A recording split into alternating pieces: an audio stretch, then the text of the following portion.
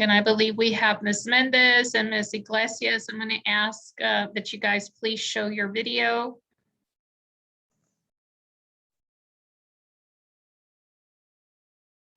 Hi, I'm driving. This is Sandra Mendez. So do you want me to show the video and it's just going to be? That's okay. If you're driving, that's okay. Just know that for future reference, we do need to have, I'll share with you just the new laws that have come out with regard to the SHAC committees. Okay.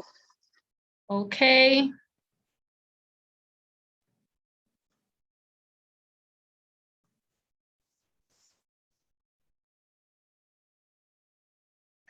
Okay, so I want to welcome everyone to our SHAC committee. Welcome you back also to the 2021-2022 school year. I want to, just for the record, I want to call out some names here and then just to take attendance of our SHAC advisory council members. So my name is Sandra Hernandez. I'm the administrative director for the school district. And we have also Miss Amy Childress, who is with us this afternoon. Both of us will be co-hosting the meetings to make sure that our SHAC, that we meet the requirements of the school district's requirements of holding our SHAC committee meetings. So we have, I have Miss Sarah Howard. Welcome back, Miss Howard. Hi, everybody. Good afternoon. Do we have Liberty Valdez? Okay. Melina Gonzalez Fernandez. Okay, Sandra Mendez is available. There she is. Thank you. And Miss Nurse Padilla Limon. Hello, I'm here. And Ms. Nidia Fernandez Contreras. And Mr. Thomas Stone. Okay. All right, so these are our SHAC committee members, and thank you very much for today's participation. Earlier this week, I said, as you noticed, we are posting one of the requirements of the SHAC committee, the newest requirements with the last legislative session is that we're required to now post our meetings publicly. So this is what you see. You see a public advisement, which includes the agenda of the meeting. And we are now required, we've already started off on the right foot in making sure that we have the notice, a public notice for the School Health Advisory Council. So just to kind of recap, the Board of Trustees must appoint at least 5 members to the SHAC. The majority of the SHAC must consist of parents and students enrolled in the district who are not also district employees. So one of the parent members shall serve as chair or co-chair of the council. And we'll come back to that in a few minutes and talk about how we appointed at our last meeting the appointees for the chair and co-chair. The Board of Trustees may also appoint 1 or more persons from other various community groups, including classroom teachers, certified counselors, administrators, students, healthcare professionals, whether they're licensed or certified to practice in Texas, including medical or mental health professionals. The board can also appoint business community members, law enforcement, senior citizens, the clergy, and nonprofit health organizations and local domestic violence programs. So we do have, and this is the Texas Education Code 28.004. The SHAC is required to meet at least 4 times each year. Last year we met 6 times, actually. We met more than the required amount. We did meet our requirements, and we will also talk today about our future meetings. Just as again, as a recap, what does the SHAC do? Well, the SHAC is responsible for making policy recommendations to the board on a wide variety of issues regarding student health in district programming and curriculum, including the number of hours of instruction to be provided in health education, appropriate policies, procedures, strategies, curriculum to prevent physical and mental health concerns, including obesity, type 2 diabetes, suicide prevention, strategies for integrating the health curriculum components in the coordinated school health program for the district. And we also, alongside of that, we also can partner jointly and have an agreement with other agencies to collaborate between the school district and community organizations and committees, agencies, excuse me, to strategize to increase the parental awareness regarding risky student behaviors and early warning signs of suicide risk and behavioral health concerns. Alongside of that, we also want to increase, you're going to notice that the Texas legislature is really wanting us to increase the parent awareness regarding vaping. There's a lot of vaping in schools, which is really a violation of the student code of conduct. We have a large number of circumstances in which students are, we see them everywhere. We see businesses that are out there that are at lib and they're selling vape pens. And so we want to be able to create an increase the parent awareness on that issue. Also, substance abuse disorders. So any substance abuse disorders as well. Okay, so I know that was a mouthful, but I know that we have, because this is a public meeting, we know that we have others that are welcome to attend this meeting, and we just want to do a brief recap of what the responsibility of the SHAC committee council does. So this year, the 87th Texas legislature, as I mentioned to you last year when we started to have our meetings, a lot that is happening across the state of Texas is that the Texas legislature has increased, as I mentioned to you before, the awareness, wanting us to make sure that we're increasing parent awareness on a number of issues that may impact student health. And so student health is a big area, okay? So, and it also incorporates not only students who are elementary age students to those who are in transition from elementary to middle school. We start seeing the changes in students. And then we start seeing your older students who may be open to other issues that may be happening in their lives. And certainly at the forefront of that, on the underlying support that we do as a school is to provide our students with good nutrition. So you'll see that the majority here, we have our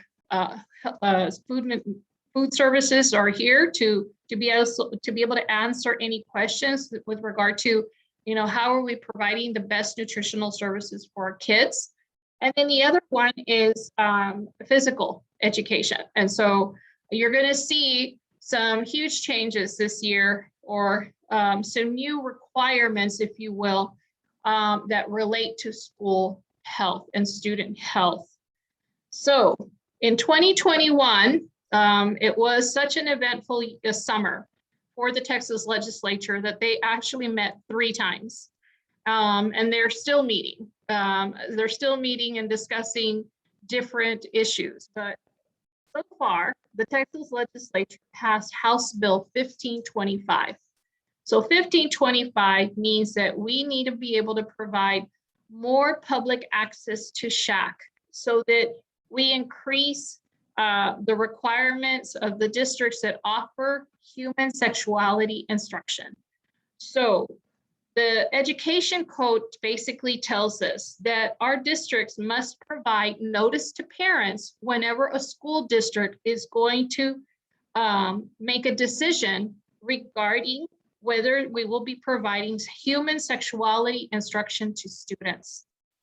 So if instruction is going to be provided, the notice must include a statement informing the parent of the instructional requirements. They need to know what the curriculum is, what it is.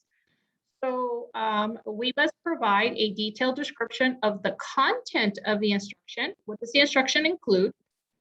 And a statement of the parent's rights to review, or they may decide that they may want to purchase curriculum materials, or they may decide that they want to remove their child from receiving any instruction on the part of the district's human sexuality instruction without penalty to them. So in other words, if I'm a parent, if I decide that I do not want my child to participate in a human sexuality instruction program, then basically they just do, they will let us know.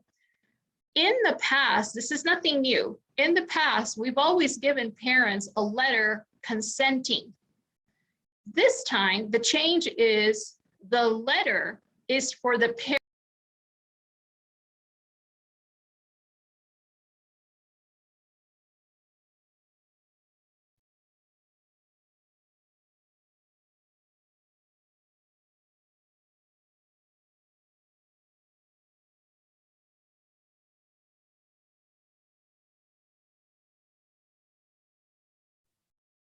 Can everyone see me?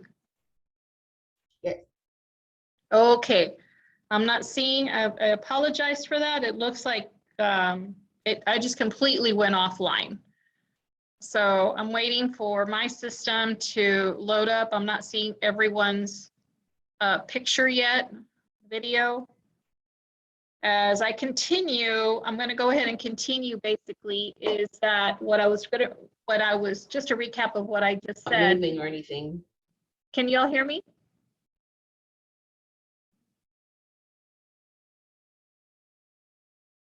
Can everyone hear me?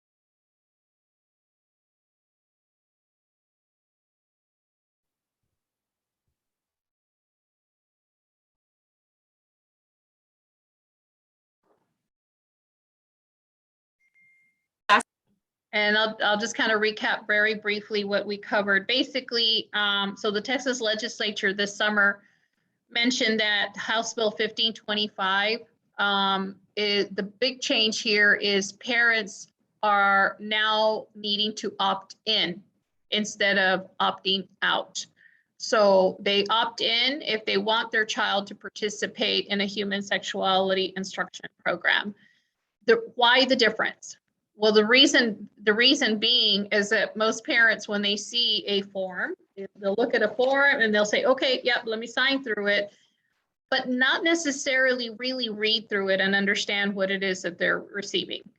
So we want parents to really be aware of, be more mindful of the program that is being available, that's up there available to them, which is a human sexuality program. And when the parent is aware of what they're signing, they're opting in. And so basically that's it. That's the only difference that we see, the only changes that we see. So so that is one of the main areas that we have. The schools must notify parents about how they can get involved. Also, they must look at the curriculum and they must know more information about the curriculum. And when we adopt the curriculum, there is a process. This process has to start with whenever there is a new adoption of a curriculum, the board, the SHAC must first provide a resolution. And the resolution says that we're going to have a program. And basically then they're asking the SHAC to review the new curriculum. Now, let's backtrack. For what does that mean for San Felipe Del Rio CISD? If you recall, last year, we had Mrs. Gomez present the curriculum that was going to be in middle school and high school. We did a presentation. And so when that presentation came about, they had to present the sex education curriculum. They presented it to the SHAC. They gave an overview of the SHAC, and then the SHAC listened and answered any questions that they had. So then we made the approval, then we sent it to the board, and then the board approved the curriculum. Okay, so what's going to happen now? Well, now, because we have not officially implemented a middle school program, we're going to now have to go through that same process. And we will, again, the board will bring forward a resolution, and this is going to happen for next year. So we need to go through a resolution. We need to go bring it to the SHAC. And once the SHAC reviews the curriculum, they make the recommendation for its adoption. When they recommend the adoption, there must be 2 public viewings. Basically, we need to bring it open, post it publicly so that the public can comment on the curriculum. Then after the second public viewing of the curriculum, then it's brought up for final adoption. So there is a much longer process, but again, the whole point of the longer process is to be able to provide parents with the opportunity to review the human sexuality curriculum. Okay. Any questions about that? All right, so it's a little bit longer process. There are a little bit more steps. There's one more step, which is it's instead of the just sign and you're a part, you become a part of it. The parent is now opting their child to participate instead of opting their child not to participate. Okay, just a little bit of a difference. Okay, so again, all of this circles around public access. All right, so not to cut into too much of your time, that was basically the biggest change. The second biggest change. The first biggest change was now our SHAC meetings must be recorded. We must take minutes. So we must be able to post them, and we did this last year. We started doing that because we kind of had an idea this was coming forward. We created a web page. So the web page, anyone can go onto the website. They can look at our board agenda.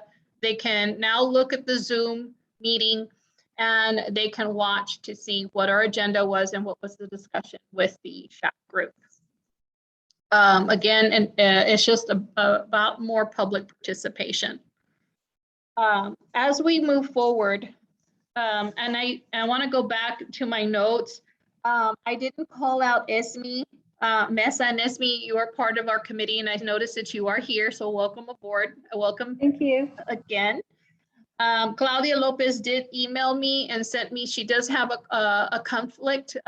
She does have a meeting about the same time, so she wasn't able to join us today, but is participating with us. So, okay, so the next part of the agenda is talking about our membership. So we do need to, I do need to formally ask. I know that I mentioned Claudia Lopez, Esme Mesa, Sarah Howard. We do have Liberty Valdez, Melina Gonzalez Fernandez, Sandra Mendez. My question to you is, are you, as a member of the SHAC, willing to continue this 2021-22 school year as a member of the SHAC committee? So I'm going to ask you one by one, and I know Claudia's not here. Esme Mesa? Yes. Thank you. Sarah Howard? Yes. Thank you. Liberty Valdez? Okay, Liberty hasn't joined us. Melina? Yes. Thank you. Sandra Mendez? Yes. Thank you, ma'am. Okay, so thank you so much for continuing your service as members of the SHAC committee. And remember that your committee, as a committee member, you continue for 2 years. And so 2 full years. And at that time, we still have to ask every year because we know things change or situations may change. And so if you want to continue serving in that committee in that capacity. Okay, great. The next thing is the order. The last time we talked about the membership, the responsibilities. And so we did have, Sarah, I know that you wanted to, we have you as the chairperson. Are you still willing to continue as the chairperson for this year? Yes, I can continue. Okay, thank you, Sarah. And then we also had Claudia Lopez, who also raised her hand as co-chair. So she's not at this meeting, so I can't formally ask her. But if in the event she declines, is there a volunteer to be a second co-chair? No takers? Okay, so we'll leave Claudia as being the co-chair, Claudia Lopez, co-chair. Okay, so we meet the requirement here that at least one of our parent members shall serve as chair or co-chair of the council. And Claudia also, she has a dual role. She is a member of a local nonprofit health organization. So she will also, it meets a dual purpose. Okay, so great. Now that we got that settled, the last thing on the agenda has to do with providing a report. Annually, we are to provide a report to the board, notifying them. Basically, it's just an update to them, letting them know that the SHAC did meet the requirements of meeting therefore at least 4 times during the year. What I'm going to do is basically, I'm going to be put together a PowerPoint presentation. I'm going to be sharing that with Sarah. I'm going to be reaching out to you, and I'm going to be reaching out to Claudia so that you can provide me with at least your phone number so that we can just reconnect on a second meeting and basically go over the PowerPoint slides. These PowerPoint slides will be there on October. We will present to the board on October the 18th, here in a couple of weeks.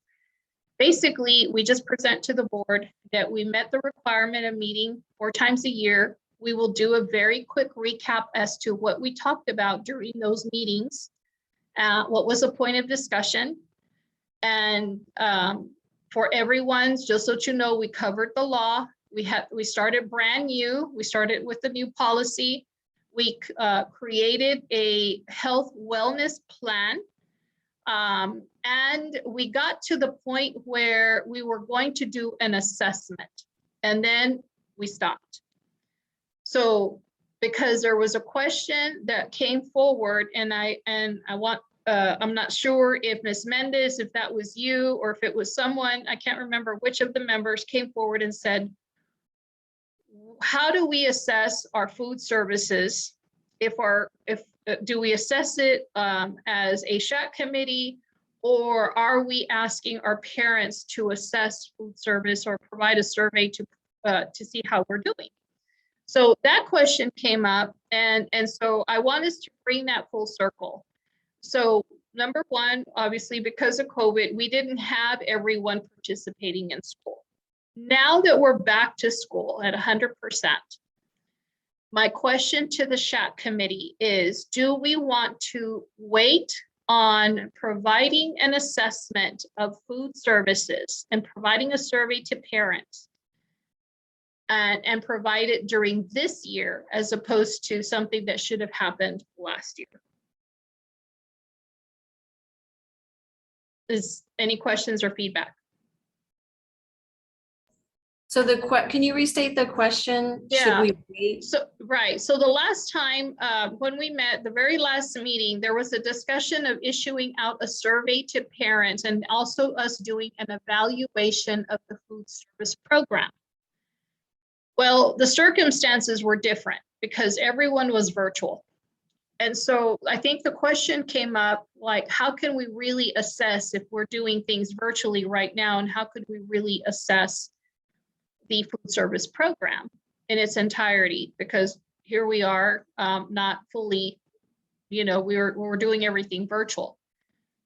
So am I understanding correctly, does the SHAC want to hold off on doing the evaluation? Or do they want to issue out an evaluation of the food service requirement in our health wellness program? Do you want to do it now, or do we want to wait until a little bit later? I need some recommendations from the committee members. I think it was me, the one that brought it up last year. Right now, I have a daughter at Ruben Chavita 2nd grade, and then I have a daughter at Cardwell. Well, I'm receiving a food service survey.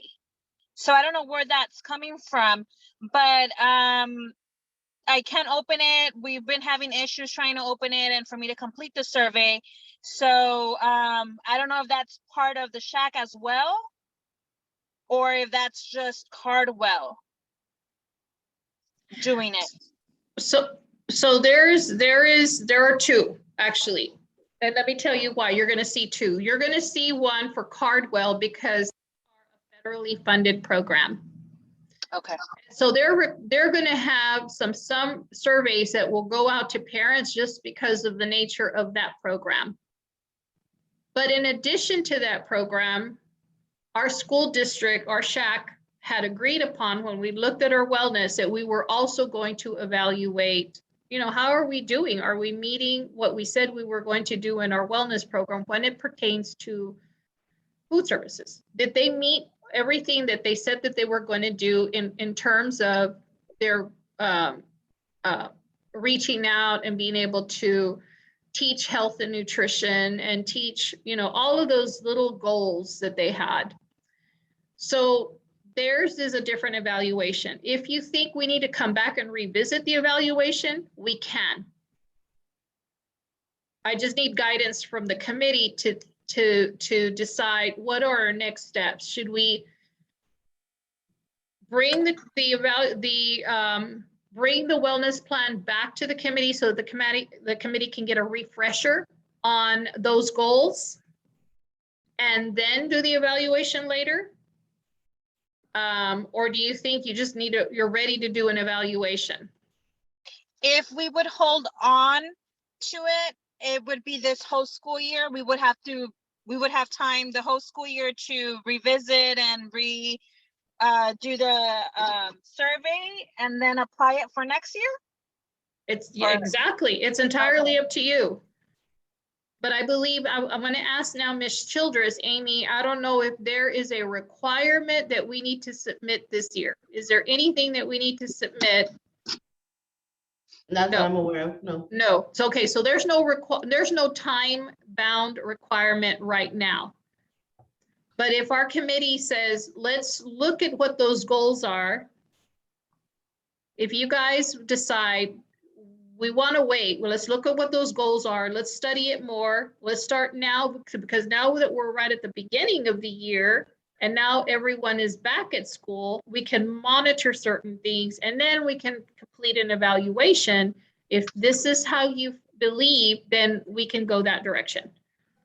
Yeah, if I could say something really quick. I mean, we are at the beginning of the school year and we have started kicking off the healthy initiatives. I think people have seen it on social media. We've done it, you know, North Heights, Garfield, Chavita, and a couple other schools. We just started doing that because, again, students were back in for the first time. And then one other thing that we're dealing with as well is, I mean, and it's on everyone's mind, it's supply chain right now. That's a big topic. And we're hoping by, you know, hoping with the Thanksgiving break and hoping with the Christmas break with schools being out, that things will return back to normal. So just a couple of things to keep into consideration. Okay. So committee members, how are you feeling? Ms. Mendez and Ms. Howard and Ms. Mesa? I think it makes sense to wait. Oh, sorry, I just interrupted, but I agree. I think it makes sense to wait because we've been 2 months doing this and kind of like getting back into the groove barely of what it's like full time. So yeah, I think it makes sense to take some time to refresh and then do it later. Okay, great. So then I'm going to ask you guys, if someone make the motion and say, I recommend that we postpone. If I can have someone make that recommendation. This is Melina. I recommend that we postpone. Okay, Ms. Melina. Melina makes a recommendation to postpone. Do we have a second to that recommendation, committee members? Ms. Esme raised her hand. Committee members, if everyone agrees, please raise your hand. Okay. And I see that everyone is agreeing, correct? Okay, great. All right, so the agreement by the SHAC committee is to postpone the evaluation and at a different time. So then Miss Sandra, I believe she also, Ms. Mendez said that she asked, she didn't specify the time, but are we thinking the end of the school year, or are we thinking mid-year? Anyone want to make a recommendation?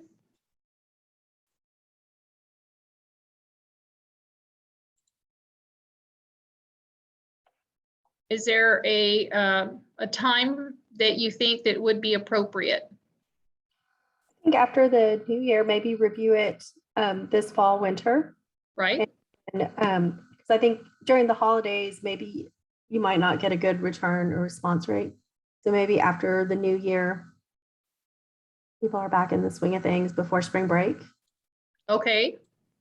Maybe doing an evaluation, maybe April. Mhm. Okay, so we have a recommendation. Is that, would you call that a recommendation, Ms. Mesa? Maybe at about April? Yes. Okay.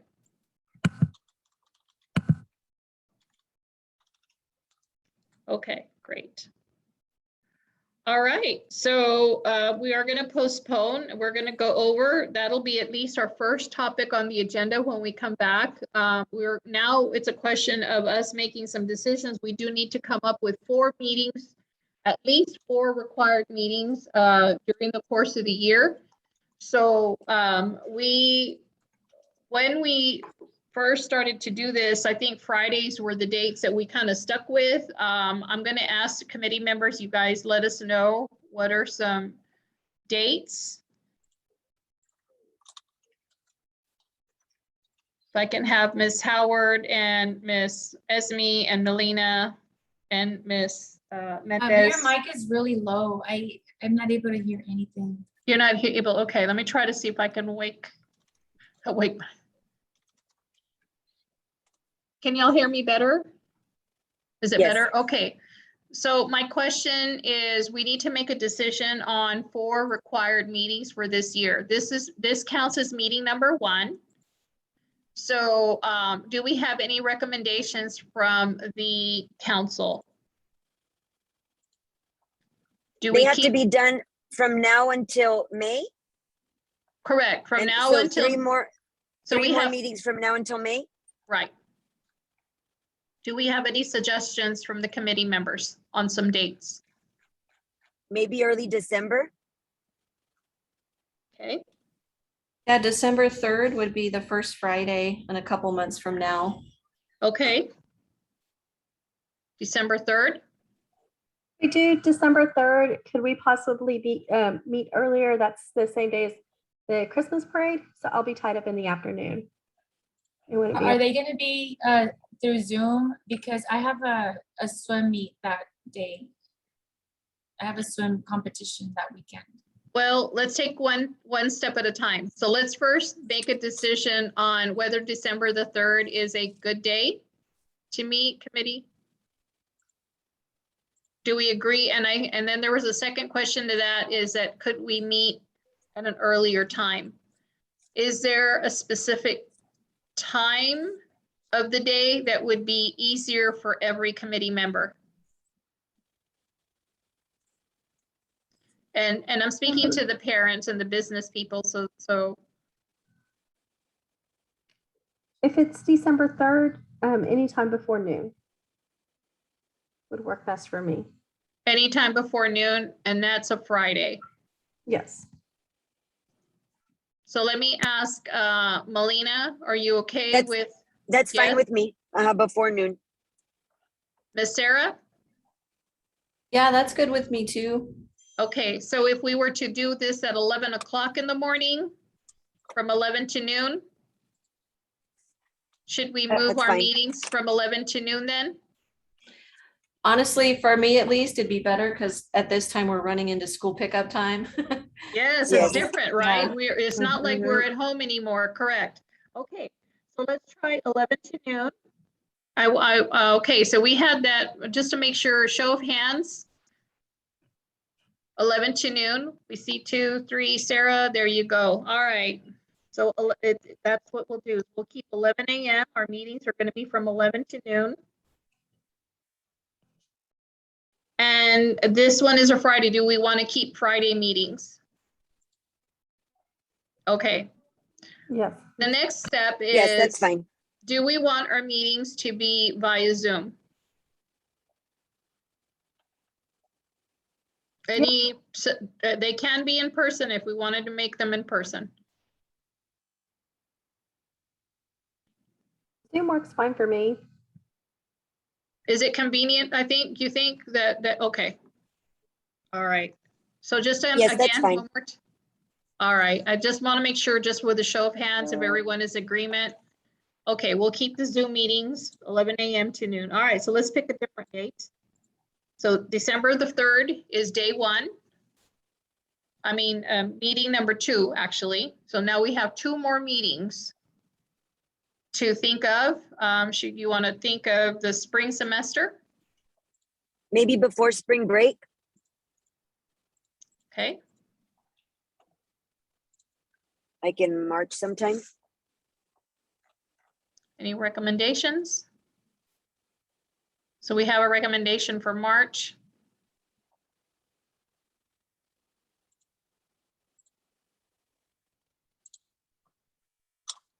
And if I can ask, I don't know, Amy, do you happen to have a school calendar up front with you?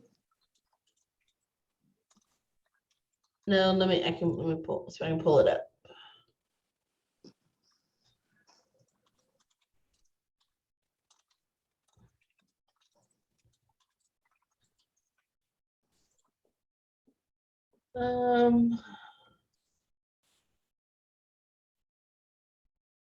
So the only thing spring break is starting the week of the 13th through the 19th. Should we do this If we keep with the first week, that would be the 4th. If we do March the 4th? The 4th sounds good too. Yeah, just in case people are trying to do the Friday before spring break and leave or something. Okay. Yes, the so- 4th sounds good to me. Okay, March the 4th. And then we've got one more date.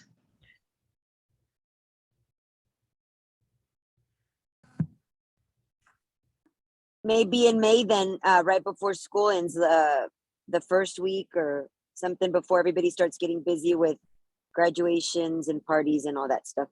Okay, so we're looking either at May the 3rd or May the 10th. I think Okay, the now I'm third. showing third. there's, oh, well, let's see. May the 3rd. Okay, Wait, so one that's of a- these that's a meetings. Tuesday.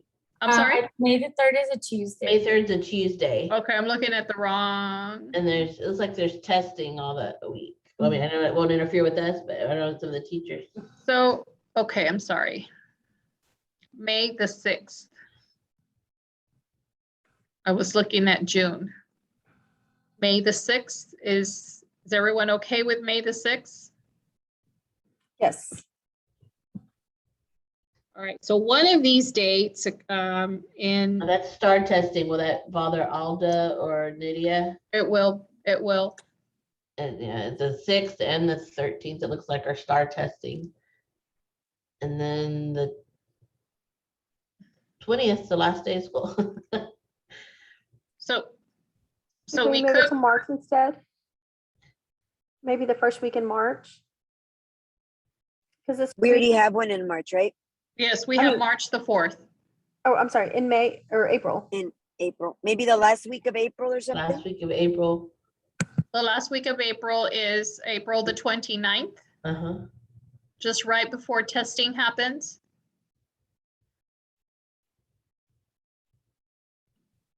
So do I hear a recommendation for April the 29th? Yes. Council members, yes, okay. Works for me. All right, so now I'm going to circle back because we said that we were going to postpone the evaluation of our wellness plan. So our evaluation will either take place on March the 4th or April the 29th. Which would you recommend? March 4th. March the 4th. Earlier, yeah. Yes, okay. Okay, and that does make sense because if we make a recommendation to do an evaluation on March the 4th, then when we start looking at findings and you say, well, you know, the district needs to make some improvements in X, Y, and Z area, then you know you're going to bring it back at our following meeting on April the 29th, and these are areas for recommendation for improving the areas in our wellness plan. That makes sense?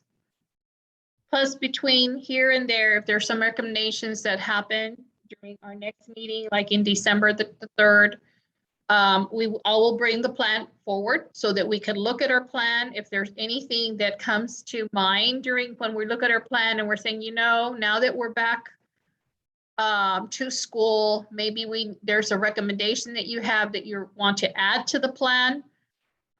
We can certainly entertain that. We can also look at, you know, how are we doing in terms of the plan and any changes that are being made, we can certainly incorporate those. Okay.